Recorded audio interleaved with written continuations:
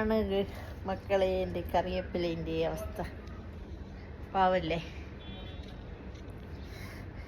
ബാക്കിയും കൂടി ഞാൻ കാണിച്ചു തരാം. പാവം തോന്നുന്നുണ്ട് എനിക്ക്.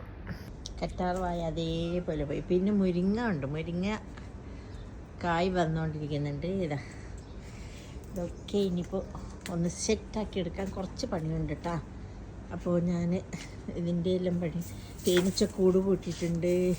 കിളി കൂട് കൂട്ടിയിട്ടുണ്ട്. അപ്പോൾ ഇതാ മുരിങ്ങ ഇവിടെ പൊട്ടിക്കട്ടെ. അപ്പോൾ നാളത്തേക്കുള്ള ഇതായി. അതിന് കുറച്ച് മുകളിലുണ്ട്, അതും പൊട്ടിക്കണം.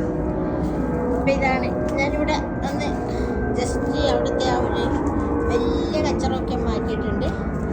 അപ്പം ഇനിയിപ്പോൾ നാളെ വന്നിട്ട് ബാക്കി ചെടികളെല്ലാം അപ്പുറം എടുത്ത് റെഡിയാക്കി വെച്ചു.